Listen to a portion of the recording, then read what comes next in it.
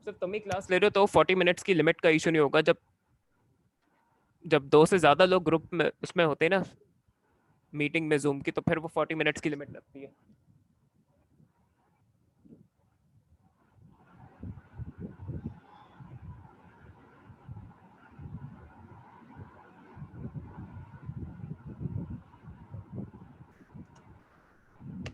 कुछ balance sheet या statement of financial position का आइडिया तो होगा, वो लेवल में की होगी तुमने।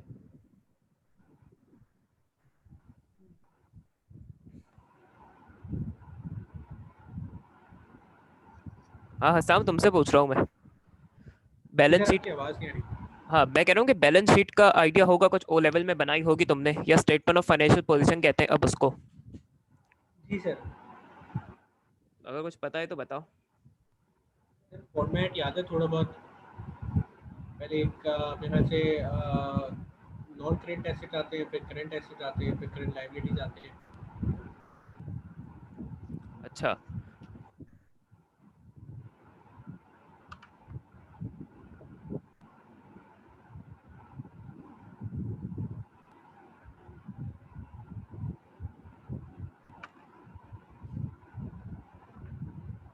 तो अकाउंट्स के 5 कंपोनेंट्स होते हैं फाइनेंशियल अकाउंटिंग के: एसेट्स, लाइबिलिटीज, कैपिटल, एक्सपेंसेस और रेवेन्यूज।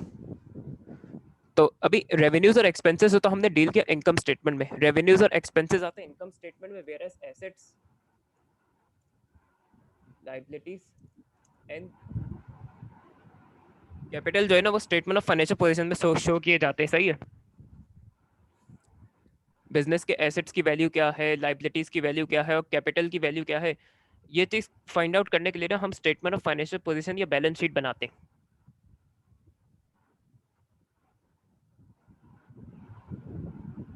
सही है साहब। जी सर, जी सर।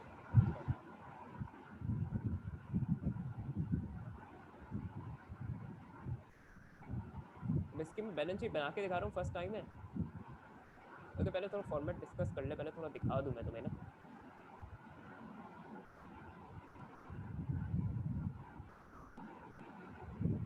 और ये नोट्स मैंने व्हाट्सएप पे सेंड किए हुए, तो आई होप सो सेव कर लिए होंगे तुम लोगों ने। जी सर। तो वहाँ से हर चीज़ को जाके रेफर बैक कर सकते हो।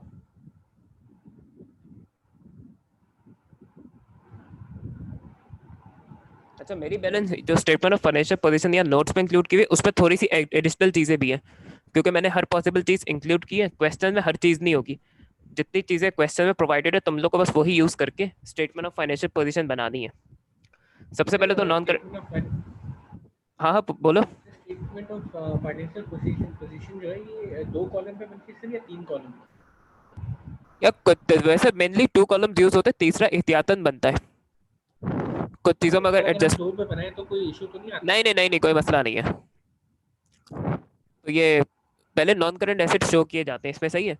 तो कॉस्ट में से अगर एक्यूमुलेटेड डेप्रिसिएशन माइनस करे तो नेट बुक वैल्यू आ जाती है। इस तरह प्रेजेंटेशन की शो करनी होती है। सही है। कॉस्ट का कॉलम अलग, एक्यूमुलेटेड डेप्रिसिएशन का कॉलम अलग, नेट बुक वैल्यू का अलग। इसमें 3 होते हैं, नॉन करंट एसेट में मेनली 3 कॉलम्स होते हैं, बाकी में तुम 2 से भी काम चला सकते हो।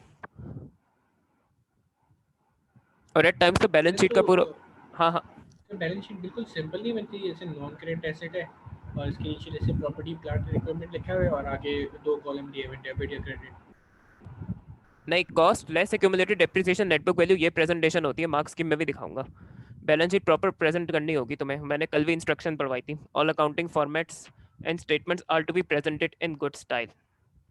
सर ओ लेवल में जो हमने बनाई थी ना उसमें यही था, जैसे नॉन करेंट एसेट लिखा हुआ है उसके बाद फिर 2 कॉलम दिए हुए हैं, या तो वो डेबिट है या क्रेडिट है। तो वहाँ भी cost less accumulated depreciation net book value करना होता है, अगर ओ लेवल की मार्क स्कीम देखी हो तो। जी सर। अच्छा, उसके बाद फिर हम इंटेंजिबल एसेट्स अगर दिए हुए हों। इंटेंजिबल वो नॉन करंट एसेट्स होते हैं जिनको हम फिजिकली देख नहीं सकते ना, उन्हें टच कर सकते हैं। जैसे कंप्यूटर सॉफ्टवेयर, जब सॉफ्टवेयर जो है वो बाजार हम टच नहीं कर सकते। और उसके अलावा गुडविल इंटेंजिबल एसेट होता है। लॉन्ग टर्म इन्वेस्टमेंट्स A2 में ज़्यादा दी हुई होती है, AS में सच नहीं होती। अगर 1 साल से ज़्यादा के लिए मैंने किसी और कंपनी के शेयर्स में इन्वेस्ट किया हुआ या रियल स्टेट में इन्वेस्टमेंट की हुई है तो वो फिर लॉन्ग टर्म इन्वेस्टमेंट्स में आती है। सही है। उसके बाद मैं करंट एसेट्स का सेक्शन बनाता हूँ। अच्छा, ये इंक्रीज ऑर्डर ऑफ लिक्विडिटी पे बनता है। जो लीस्ट लिक्विड करंट एसेट्स है उनको पहले मेंशन करूंगा, जो मोस्ट लिक्विड करंट एसेट्स है उनको बाद में मेंशन करूंगा मैं इसमें।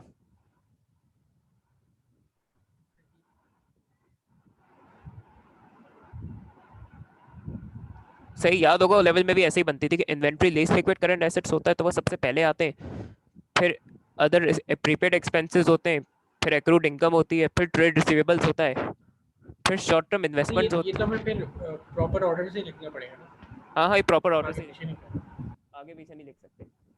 इंक्रीज ऑर्डर ऑफ लिक्विडिटी में बनती है। जो लीस्ट लिक्विड है वो सबसे पहले मेंशन होगा, जो मोस्ट लिक्विड करंट एसेट्स हैं वो बाद में मेंशन होंगे। सही है। अच्छा, पर नॉन करंट एसेट्स और करंट एसेट्स को ऐड करो तो टोटल एसेट्स आ जाते हैं। अच्छा, आई होप सो ये अकाउंटिंग इक्वेशन याद होगी। सर आपकी आवाज़ बिल्कुल नीचे आ रही अच्छा, फैन ऑफ करता हूँ मैं, वेट करो। अब आवाज़ सही आ रही है हसान? है। सर अभी भी हल्की आ रही है।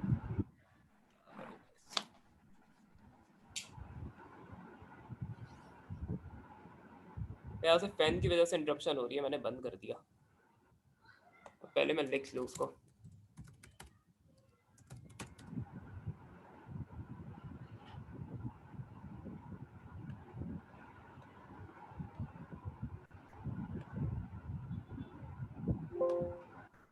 हाँ हसान, अब आवाज़ आ रही है मेरी? जी सर अब आ रही है। हाँ, तो ये इक्वेशन पता है, assets is equal to capital plus liabilities. जी सर। तो मेरे बिजनेस में और जितने बाकी भी एसेट्स होते हैं ना, या तो वो मेरे अपने पैसे से फाइनेंस होंगे जो कि कैपिटल है, या किसी के कर्जे उधार से फाइनेंस होंगे जो कि लाइबिलिटीज होती हैं।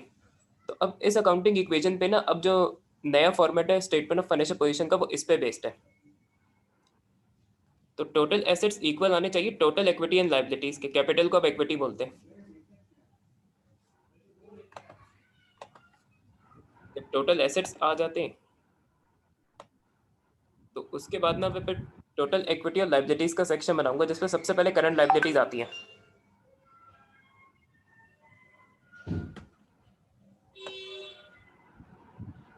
उसके बाद फिर नॉन करंट लाइबिलिटीज आती है अगर कोई दी हुई हो, और फिर लास्ट में इक्विटी का सेक्शन बनता है। Opening capital at profit for the year at additional capital less drawings. तो आपकी फिर इक्विटी या कैपिटल का टोटल भी आ जाता है। फिर अगर मैं करंट लाइबिलिटीज को, नॉन करंट लाइबिलिटीज को और कैपिटल को ऐड करूं तो टोटल इक्विटी एंड लाइबिलिटीज की फिगर आ जाती है।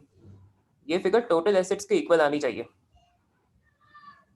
जो ऊपर आया हुआ है हाँ, जो ऊपर आया हुआ है। ये तो बैलेंस शीट ज़्यादा बड़ी बनी हुई है नॉर्मली, वरना एक पेज में आराम से बनेगी। मैंने तो हर पॉसिबल चीज़ इंक्लूड की है यहाँ ना, इसलिए बहुत बड़ी है ये। मैंने साइज बहुत छोटा, फॉन्ट बहुत छोटे किए थे फिर भी, लेकिन फिट नहीं हुई है। तो इस तरह बनती है बैलेंस शीट। अब क्वेश्चन में मैं करके दिखाता हूँ। अच्छा आसान, एक क्वेश्चन खोल लो अपने पास। जी सर।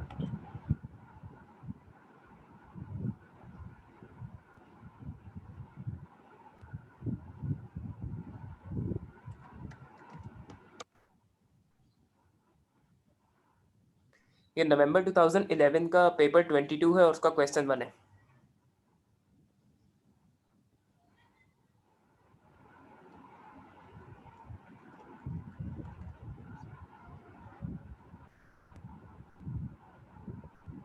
और इसके लिए मैंने 2 पेजेस भी छुड़वाए थे बैलेंस शीट के लिए, तो वही बनाना जी सर जब मैं प्रिपेयर कर लूँ तो।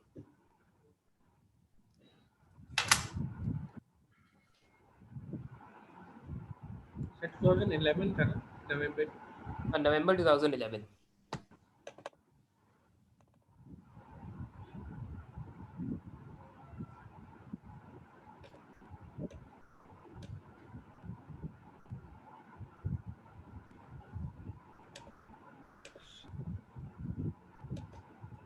Sir paper 22।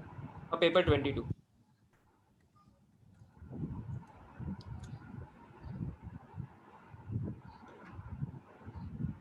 जी सर बिल्कुल।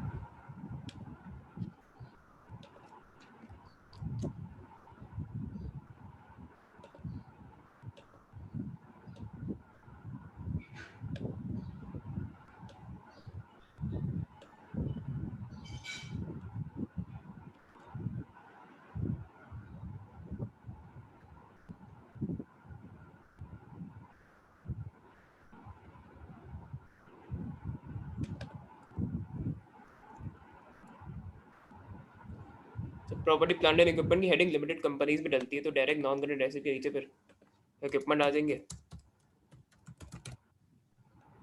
कॉस्ट मैंने 49,200 निकाली थी कल।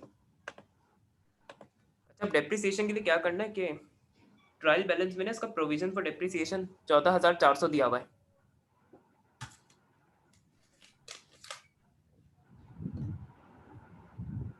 हाँ साम, अगर ट्रायल बैलेंस देखो तो उसमें प्रोविजन फॉर डेप्रिसिएशन दिया हुआ है इक्विपमेंट का 14,400।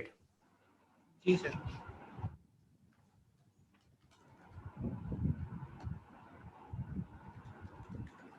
और जो उस पर इस साल डेप्रिसिएशन निकाली थी वो 4920 थी। जी सर 4920। तो अगर 49,200 14,400 में इस साल की डेप्रिसिएशन ऐड हो जाएगी 4920, तो एक्यूमुलेटेड डेप्रिसिएशन का ना क्लोजिंग बैलेंस आ जाएगा अगर डेप्रिसिएशन याद हो तो। जो ट्रायल बैलेंस पे दिया हुआ है ना बैलेंस, वो ओपनिंग बैलेंस है एक्यूमुलेटेड डेप्रिसिएशन का। उस पर अगर मैं इस साल का charge for the year add कर दूं तो क्लोजिंग बैलेंस आ जाएगा। और मुझे क्लोजिंग बैलेंस चाहिए होता है एक्यूमुलेटेड डेप्रिसिएशन का बैलेंस शीट में। तो यह है 19,320। अब अगर मैं इसमें से ये कॉस्ट में से एक्यूमुलेटेड डेप्रिसिएशन माइनस कर दूं तो नेट बुक वैल्यू आ जाएगी इक्विपमेंट की। अच्छा, फिर दूसरा है मोटर व्हीकल्स।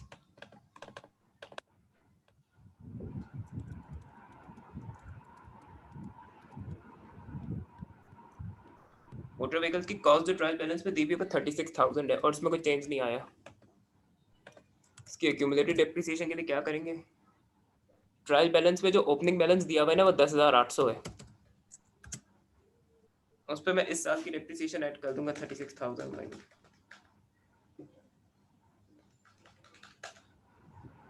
इस पे 6,300 ऐड कर दूंगा डेप्रिसिएशन के, जो कल चार्ज फॉर द ईयर निकाला था हमने, तो इसका क्लोजिंग बैलेंस आ जाएगा।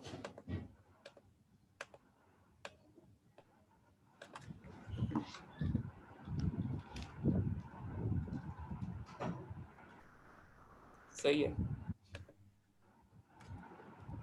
अब अगर मैं इस पे सम का फॉर्मूला लगाऊं,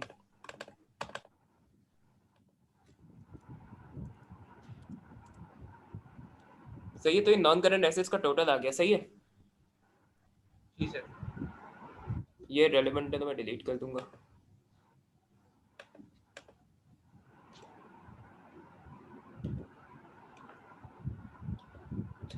साथ ही उड़ा दे बंदा।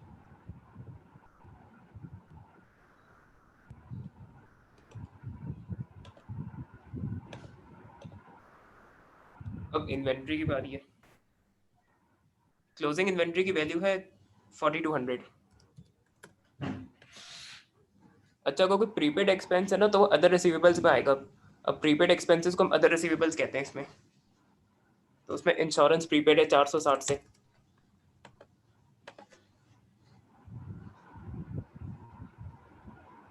अच्छा, एक्रूड इनकम ना, इस पे जो 150 का कमीशन हमने रिसीव नहीं किया वो आएगा।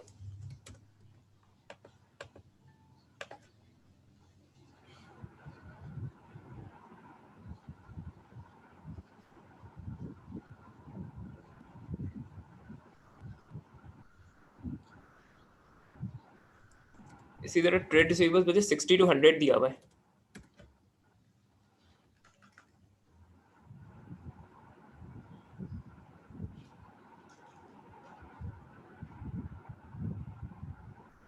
बल्कि 550 400 है, हमने करेक्टेड निकाला था ट्रेड रिसीवेबल का बैलेंस। अच्छा साम, इसमें एक बात नोट करना, जो बैड डेट्स है वो ट्रायल बैलेंस में दी हुई है ना। जी सर। तो ये मैंने नोट्स में भी लिखा है लेकिन अभी समझा देता हूँ। अगर बैड डेट्स ट्रायल बैलेंस पे दी हुई है ना, तो इसका मतलब वो ट्रेड रिसीवेबल में से माइनस हुई हुई है। सर इसमें 200 मेरे ख्याल से दी हुई है। हाँ, तो ये 200 ना जो ट्रायल बैलेंस में दी हुई है ना अगर बैड डेट, तो इसका मतलब वो ट्रेड रिसीवेबल्स में से माइनस हुई हुई है, तो दोबारा माइनस नहीं करानी है। सर अगर हमें बैड डेट्स नहीं दी हुई और रिक्वायरमेंट है तो हम ट्रेड रिसीवेबल से माइनस करें।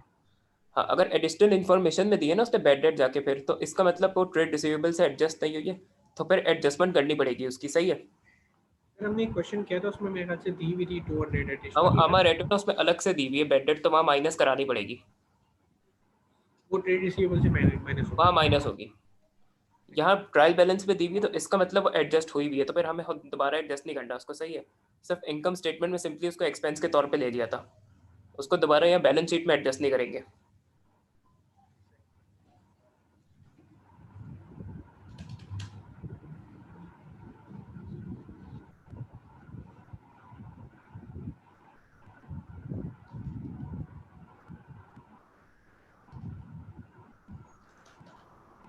अच्छा, कल प्रोविजन फॉर डाउटफुल डेट ना इस पे से माइनस होगी ट्रेड रिसीवेबल में से, लेकिन इस पे जो ईयर एंड की प्रोविजन निकाली थी ना हमने, वो माइनस होगी। कितनी निकाली थी वो हमने? इंक्रीज या डिक्रीज इन प्रोविजन तो हम इनकम स्टेटमेंट में ले गए, लेकिन जो क्लोजिंग बैलेंस है प्रोविजन फॉर डाउटफुल डेट का, वो फिर यहाँ बैलेंस शीट में माइनस होता है ट्रेड रिसीवेबल में से। मैं यहाँ से फिगर मैंने निकाल के भी दिखवाई थी, लिखवाई भी थी, तो कितनी है?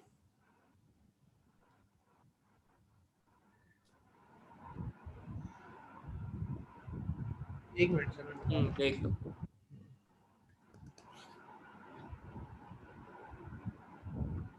सर प्रोविजन की पूछा है ना? हाँ, प्रोविजन फॉर डाउटफुल डेट का। Sir provision for doubtful debt एक तो वो 9,000 रुपये थे, उसमें हमने 3% का कुछ था, तो 270 हमारी वो आई नहीं, थी, पाँच और हजार चार जो सौ पे निकाली प्रोविजन हमने, क्योंकि इसमें जो करेक्टेड बैलेंस है ना ट्रेड रिसीवेबल का 5,400 है, उसमें कुछ परसेंटेज लगाई थी प्रोविजन के लिए, 2% लगाई थी इसकी।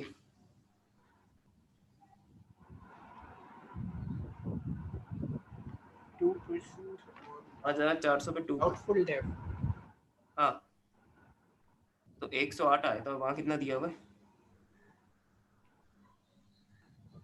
सर एक मिनट।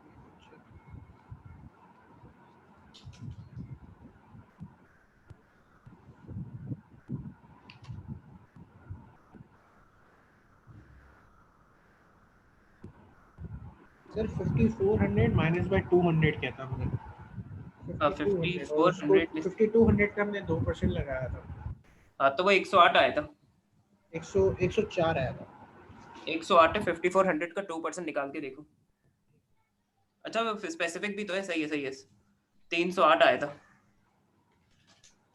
जी सर 104 है। हाँ, पहले देखो 5,400 है, उसमें से 200 काटे, फिर उस पर लगाए 2%, सही है 104। और मैंने क्लोजिंग के लिए बताया था कि 104 का जनरल है और 200 की स्पेसिफिक है, दोनों को ऐड करेंगे तो प्रोविजन का क्लोजिंग बैलेंस आ जाएगा। मैंने निकाल के दिखाया था कल। 104 पे 200 ऐड करूँ तो 304 आ रहा है। जी से 304 है। ये बात 304 डिफरेंस को याद रखिए। 520 से हमने माइनस कर दिया था। हाँ, वो इनकम स्टेटमेंट के लिए इंक्रीज या डिक्रीज मैटर करता है।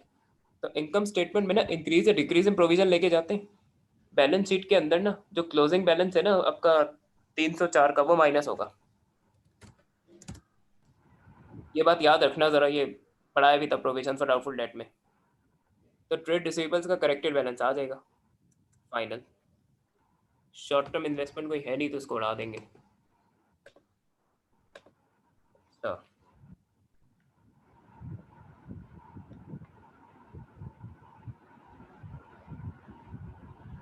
अभी आज जो उसने नाम लिखा हुआ है ना वही लिखेंगे हम भी।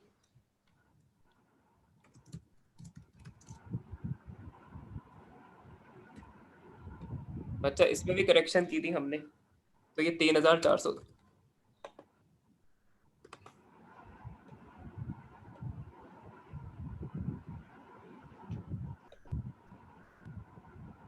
सर 2600 नहीं थी कैश एंड कैश इक्विवेलेंट? क्या चीज? Cash and cash equivalent.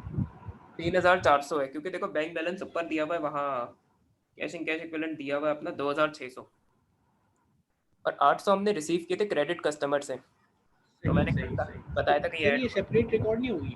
क्या चीज? कैश एट हैंड और कैश एट बैंक ये दोनों अलग अलग रिकॉर्ड नहीं होंगे? नहीं, इसमें एक ही दिया हुआ है कैश इन कैश इक्विवेलेंट ना, इसलिए उसी को ले लेंगे। इसमें अलग अलग उसने खुद नहीं दिया, अलग अलग दिया हुआ होता तो अलग अलग लेते। इस पे तो खुद देखो ट्रायल बैलेंस पे जाके कैश इन कैश इक्विवेलेंट दिया हुआ है। जी सर।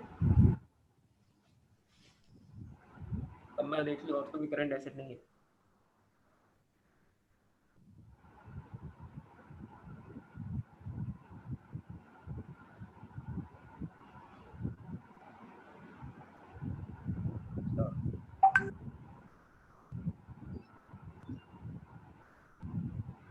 नहीं और कोई नहीं है, बस अब यहाँ सम कर देंगे।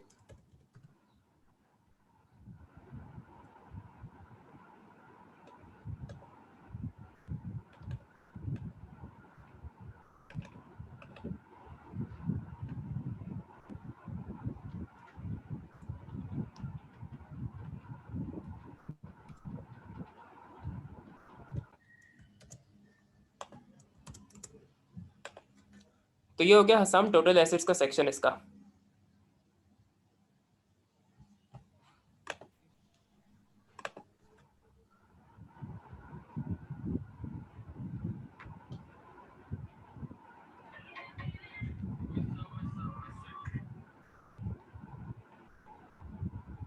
रिकॉर्डिंग शुरू करूंगा दोबारा। अब नहीं, पहले मैं करंट लायबिलिटीज का सेक्शन बनाऊंगा।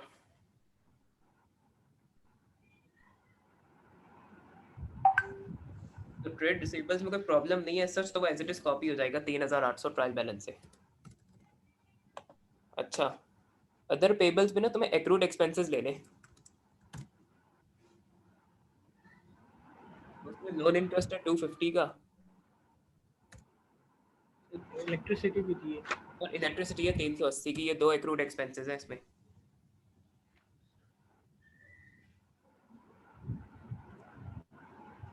अच्छा, प्रीपेड इनकम कोई नहीं है तो उसको डिलीट कर देंगे। प्रीपेड इंश्योरेंस है ना। हाँ, तो प्रीपेड इंश्योरेंस का प्रीपेड करंट एसेट होता है, वो ऊपर ले चुका हूँ मैं अदर रिसीवेबल्स में। इनकम का प्रीपेड लाइबिलिटी है, एक्सपेंस का प्रीपेड करंट एसेट है। तो एक्रूड प्रीपेड पढ़ाया था मैंने इनकम और एक्सपेंसेस के लिए। अच्छा,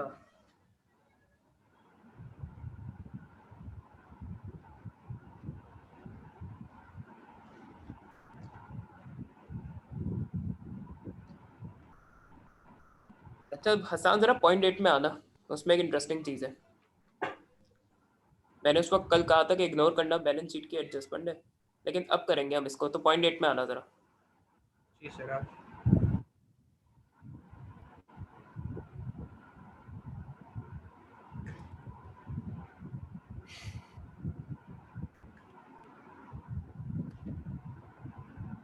One half of 10% loan is repayable during the year end 30th April 2012 and the balance is repayable after that date.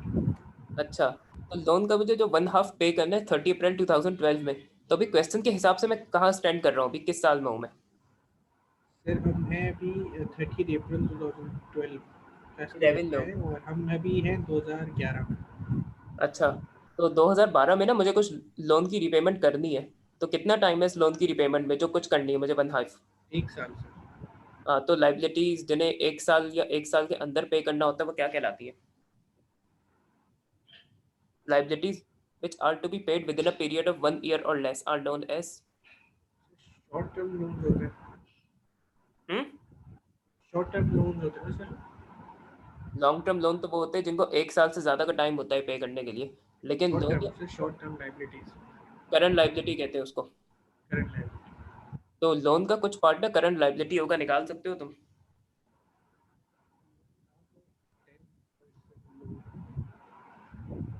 1/2 of the loan is repayable at 30 April 2012। तो loan का ये जो 1/2 है ना, ये करंट लाइबिलिटी होगी। 1/2 ऑफ 10% लिखा हुआ है ना इसमें तो पहले 10% निकाल के उसका 1/2 करेंगे। अच्छा, ये कल भी बताया था 10% इंटरेस्ट का रेट है, तो वो हम इनकम स्टेटमेंट में एडजस्टमेंट कर चुके हैं। तो डायरेक्ट जो लोन की अमाउंट है ना उसका 1/2 लेना है। 1/2 ऑफ द 10% का मतलब है कि जो 10% इंटरेस्ट रेट वाला लोन है ना, उसका 1/2 में पे करूंगा 30 अप्रैल 2012 को।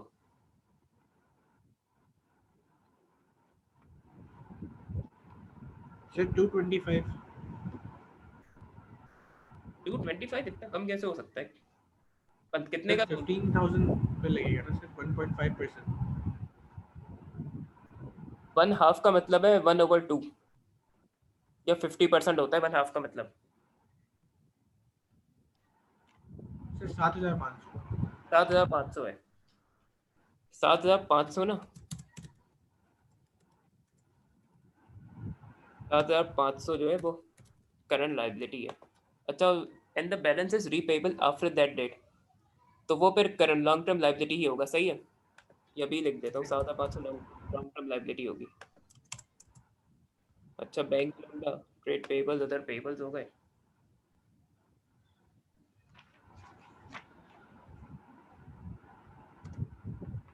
सही है, और कोई लाइबिलिटी नहीं है, तो मैं करंट लाइबिलिटी का सम कर दूंगा।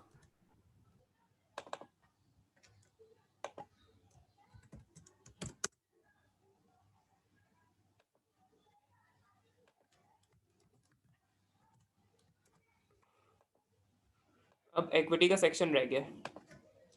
तो एक बात याद है, ट्रायल बैलेंस में जो कैपिटल या इक्विटी की वैल्यू दी हुई ना, वो ओपनिंग कैपिटल है, वो बता सकते हो कितनी है?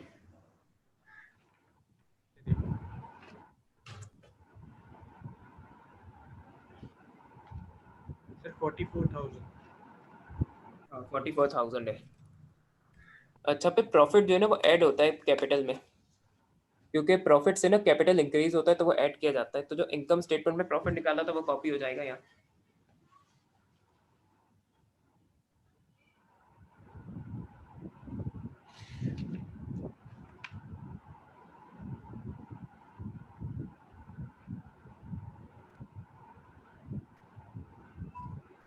बताना प्रॉफिट का ये दिख रहा है। सर वो प्रॉफिट वाला मेरा दूसरे रजिस्टर में है सर, वो गाड़ी में रहेगा। अच्छा, मैं देखता हूँ।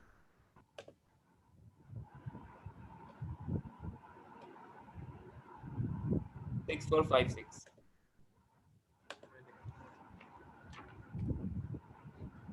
अच्छा, एडिशनल कैपिटल को इंट्रोड्यूस नहीं किया इस साल तो ये डिलीट हो जाएगा।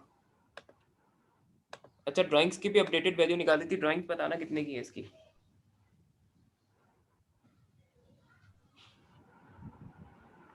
या नहीं निकाली हो तो निकाल लो, ड्राइंग्स बताना कितनी है।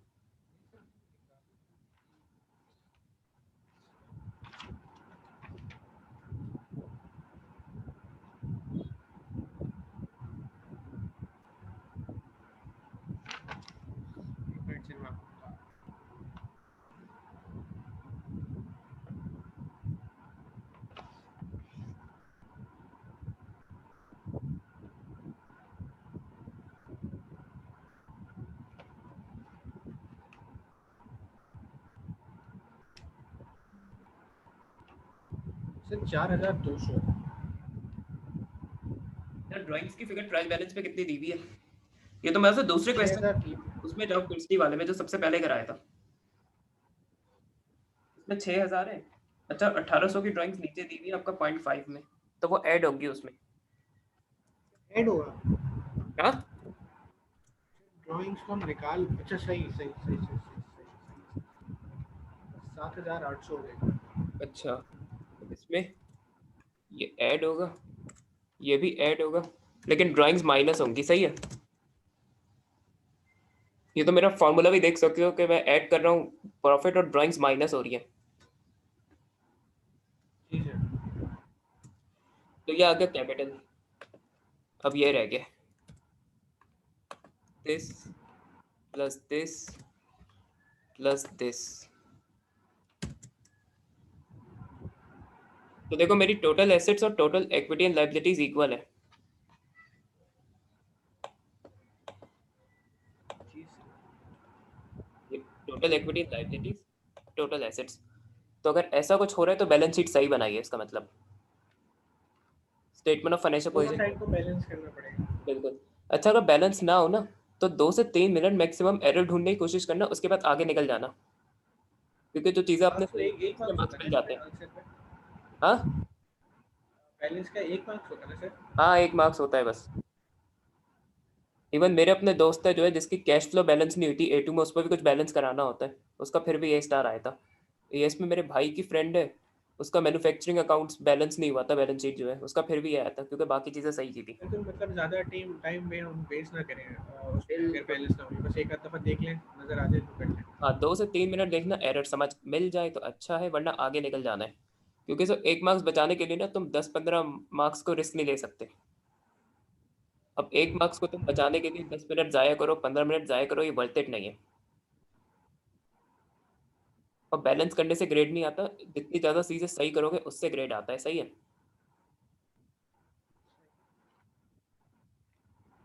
तो बैलेंस शीट क्लियर हुई तुम्हें? लेवल में भी बनाई होगी काफी। जी सर बनाएंगे, वो थोड़ा सा उसमें सर फॉर्मेट डिफरेंट है बस।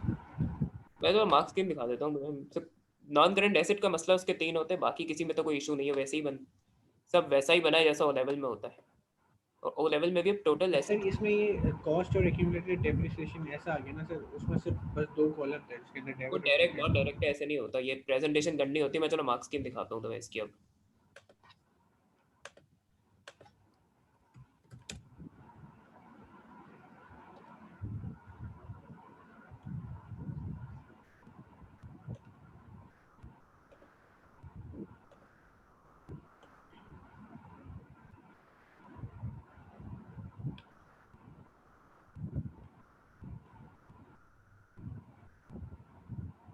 पहले तो इनकम स्टेटमेंट देखते हैं।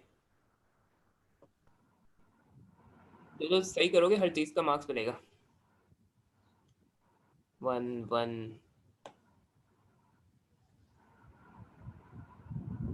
1 1 1 1 1। अच्छा, इसका मतलब पता है जो उसके साथ लिखा है 3 OF? नहीं सर। अच्छा, OF एब्रीविएशन है ऑन फिगर की। तो अगर ये वैल्यू आई तो 3 मार्क्स मिलेगा।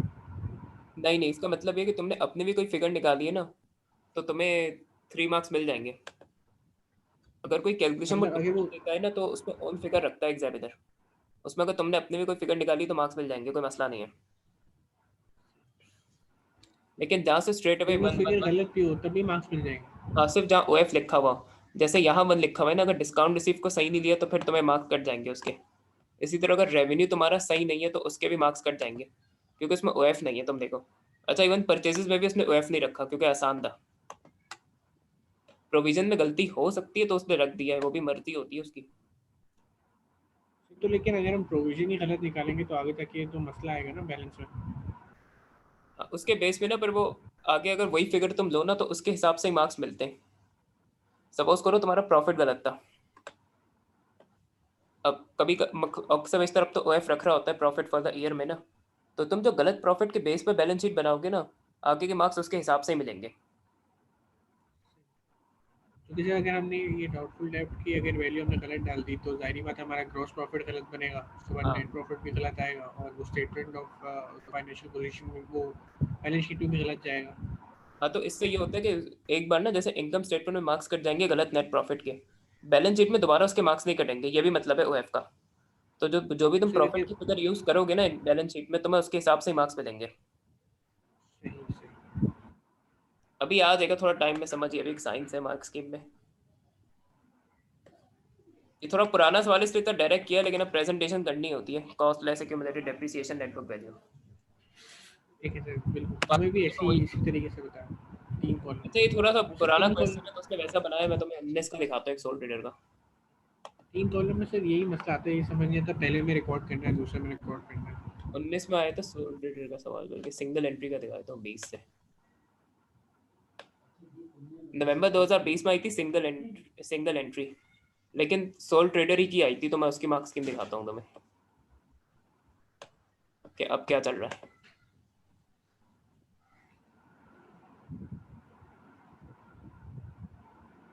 तो बैलेंस शीट ही नहीं बन रही साले ने।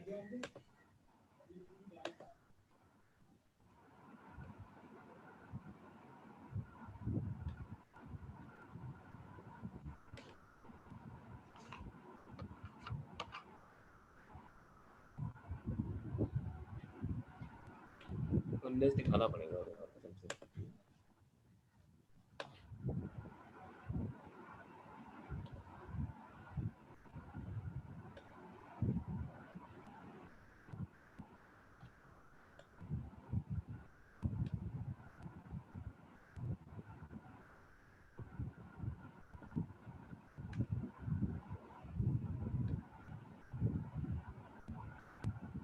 अभी याद नहीं आ रहा, पर मैं तुम्हें बाद में दिखाता हूँ, सही है, ये कहा था। क्योंकि 16 से पेट्रन में कुछ मेजर चेंजेस आए थे, इवन प्रेजेंटेशन में भी।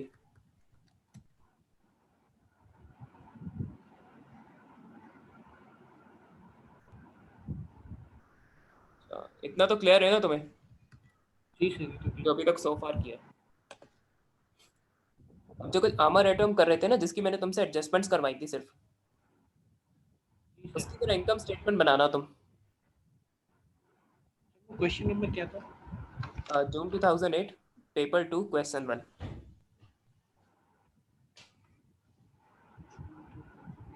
क्वेश्चन 1 से हाँ, पेपर पेपर पेपर कौन सा 2 था तो सर? वेरिएंट्स नहीं थे, P2 था उस वक्त, QP2। क्वेश्चन क्वेश्चन 1 है उसमें, अमरेटो। उसकी एडजस्टमेंट्स तो कल तुमने की थी। अब इनकम स्टेटमेंट बनाने की कोशिश करना तुम, और अगर कहीं स्टक हो तो मुझसे पूछ लो। अगर तुम गलतियां ज्यादा करोगे तो फिर मैं बना के दिखाऊंगा इनकम स्टेटमेंट यहाँ।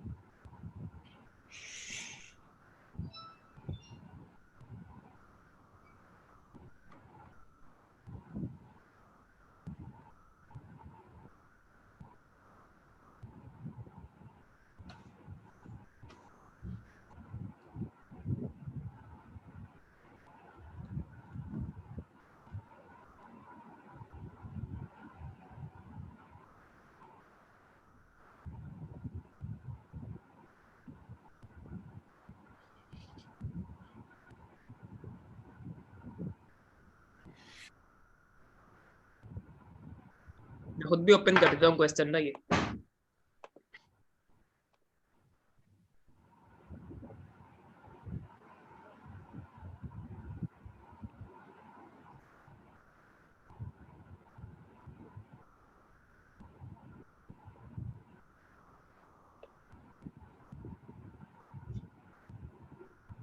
अगर सब देखना है तो फिर अपने पास ही खोल लो। क्वेश्चन खोल लिया तुमने अपने पास आसाम?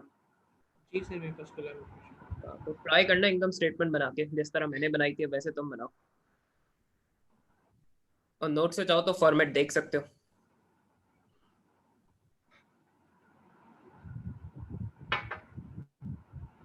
बल्कि एक्सेल दिखा खोल देता हूँ ना। मुझसे देखो मेरा इनकम स्टेटमेंट बैठ के, जो पिछले के लिए बनाया।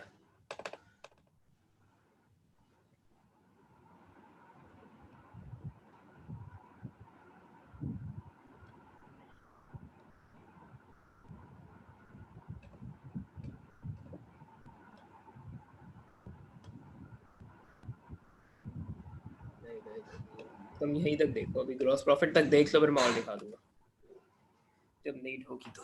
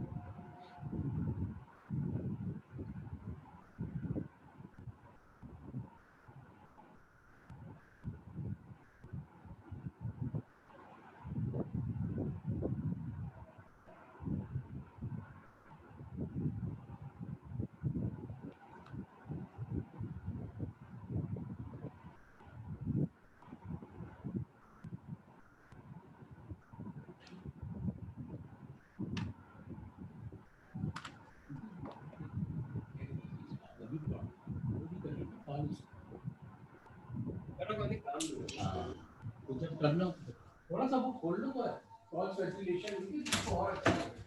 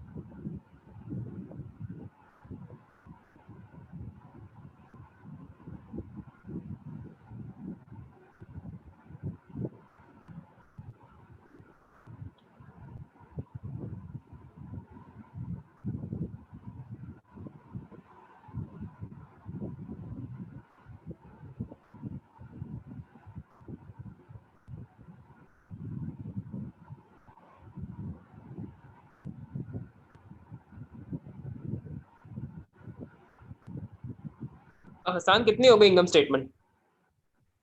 क्रॉस तक पहुंच गया। अब मैं बाकी लेकिन क्वेश्चन में वो लेना जो क्वेश्चन में दिया हुआ है।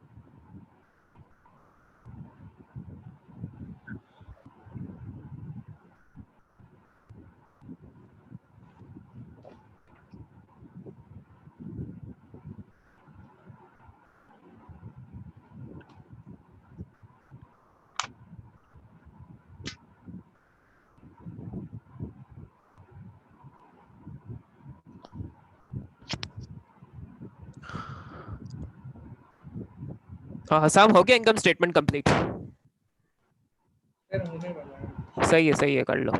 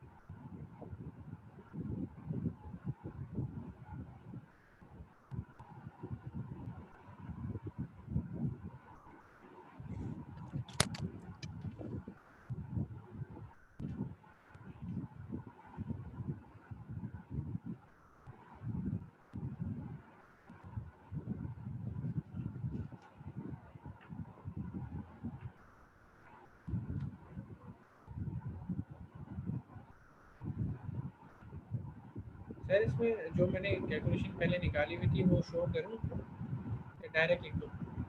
अगर तुम वर्किंग में फिगर निकाल चुके हो ना तो इनकम स्टेटमेंट में डायरेक्ट से फिगर लिखना सही है, उसकी दोबारा वर्किंग नहीं करनी है। और अब तो वर्किंग की स्पेस भी अलग से दी हुई होती है, तो वहाँ वर्किंग करके फिगर निकाल लिए तो वो फिगर सिर्फ डायरेक्ट कॉपी कर दो इनकम स्टेटमेंट में, सही है। इसमें बस आप मुझे ये डाउटफुल डेट की फिगर एक बार वापस बता देंगे? आपने बताया था वो 9,000 पे कुछ 3% कुछ इस तरीके से निकाल ली थी।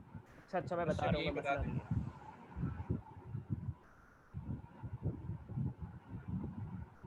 अच्छा यहाँ देखो डेट डाली हुई है कि 1 मई 2007 की वैल्यू है प्रोविजन फॉर डाउटफुल डेट की, वेयर हमारा अब आप ईयर एंड हो रहा है स्टार्टिंग 30 अप्रैल 2008 को।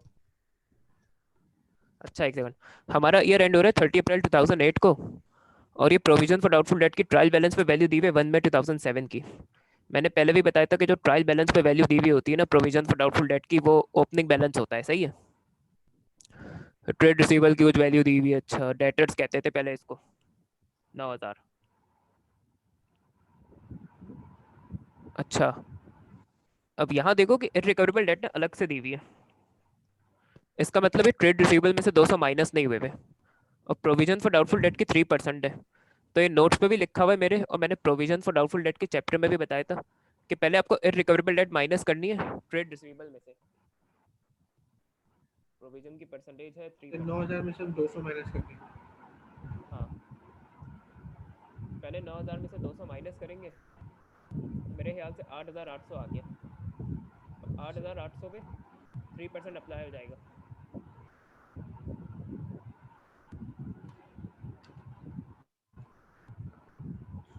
तो ये है $264। 264 आ जाएंगे। ये प्रोविजन का क्लोजिंग बैलेंस है, सही है। ईयर एंड की प्रोविजन मैंने निकाली है, और इनकम स्टेटमेंट में कौन सी फिगर जाएगी अब तुम बताना जरा।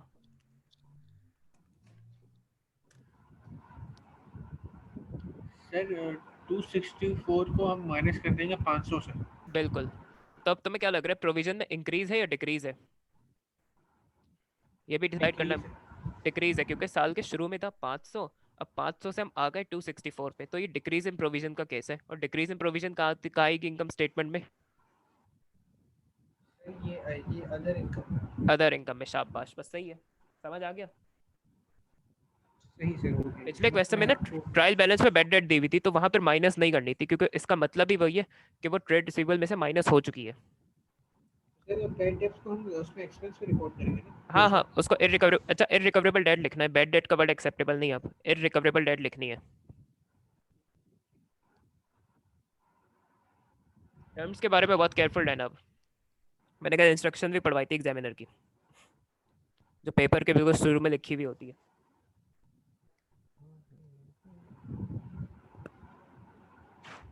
हाय हाय,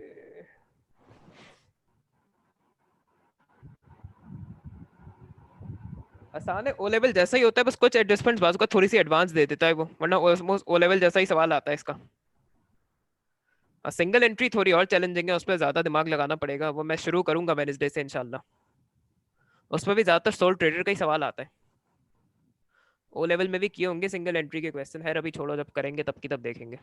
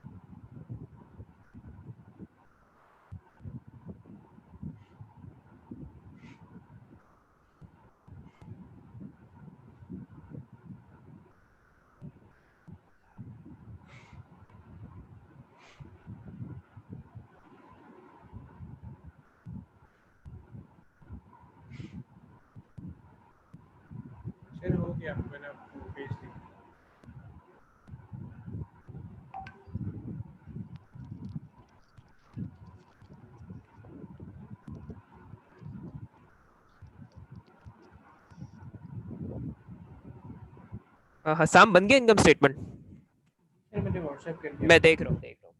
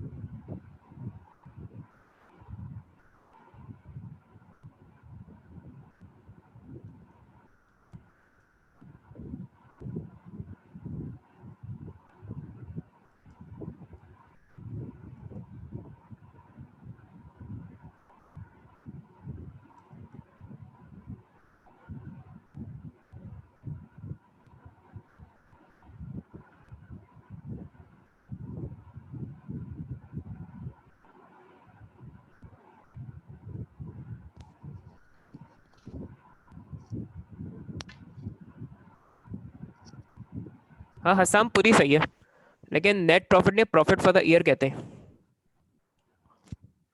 सही है ये। हाँ सही है पूरा, लेकिन अब नेट प्रॉफिट नहीं, प्रॉफिट फॉर द ईयर कहते हैं इसको, तो इस चीज का ध्यान रखना। ठीक है सर।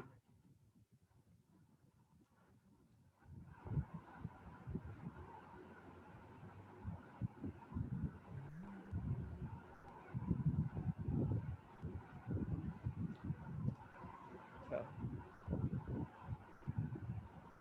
अब जरा स्टेटमेंट ऑफ फाइनेंशियल पोजीशन बनानी है तुम्हें, सही है। अच्छा, उससे पहले लेकिन एक मसला इशू हाईलाइट करना है तुम्हें। मैंने कहा था कि ट्रायल बैलेंस में ना ओपनिंग कैपिटल दिया हुआ होता है, तो इस क्वेश्चन में वो दिया हुआ है या नहीं? कैपिटल नहीं दिया होगा, फाइन करना है। हाँ नहीं दिया हुआ कैपिटल, तो ये एक तो एक इशू है कि ओपनिंग कैपिटल नहीं दिया, तो उसके बगैर बैलेंस शीट कंप्लीट कैसे होगी। तो पहले तुम बाकी सारी चीजें कर लो, फिर मैं तुम्हें बताऊंगा कि इस ओपनिंग कैपिटल के साथ क्या करना है, सही है। और तुम्हारे पास 15 मिनट्स है इसकी स्टेटमेंट ऑफ फाइनेंशियल पोजीशन बनाने के लिए, सही है।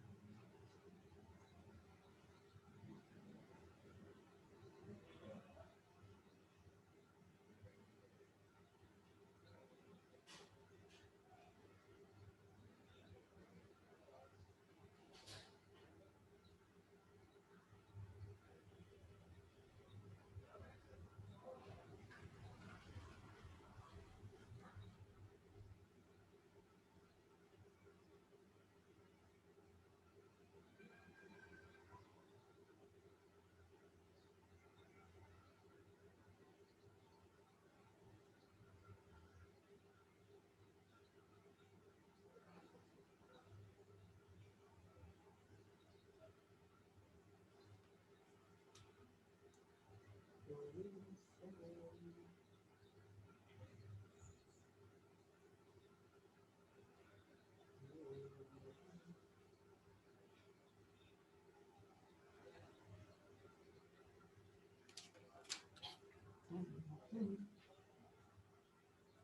सलाम मसान। हाँ मसान गायब हो गए क्लास से बीच से। अच्छा अच्छा सही है। अच्छा इस है ना, चलो व्हाट दूसरे नंबर टेलीग्राम के नंबर पे किया होगा, मसला नहीं है। हाँ ये वाला भी सेव कर लो, यूफोन का नंबर है मेरा। हाँ बैलेंस शीट वैसे बना लेना, जब लाइट आ जाए तो दिखा देना या मुझे भेज देना व्हाट्सएप पे, तो फिर मैं देख लूंगा। हाँ हाँ हमारे ऑटो की। तो कैपिटल मुझे समझाना था, अगर लाइट आ जाए तो समझा दूंगा, वरना फिर नेक्स्ट क्लास में बता दूंगा, मसला नहीं है। सही है बिल्कुल। अभी मैं हूँ 8 साढ़े 8 तक होगा, मैं 9 बजे जाना है कहीं, तो देख लेना तुम अपना जो भी हो। सही है, अल्लाह हाफिज़।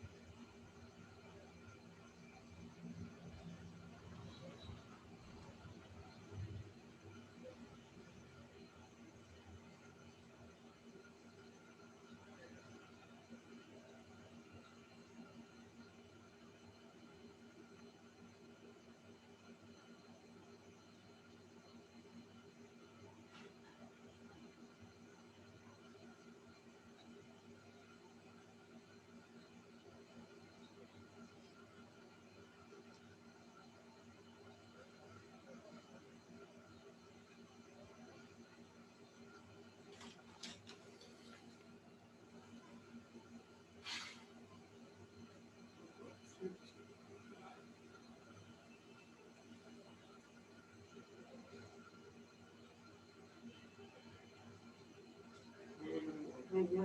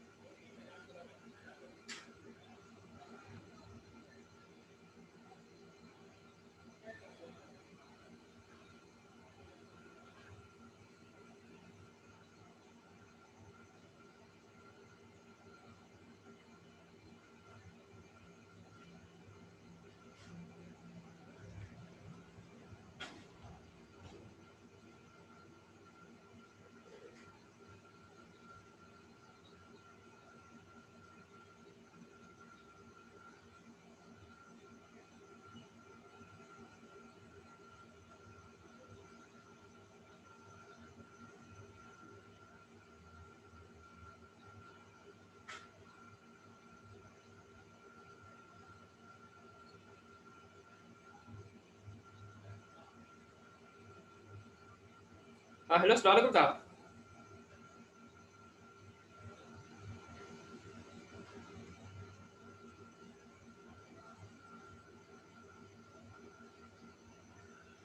हाँ सही है, सही है।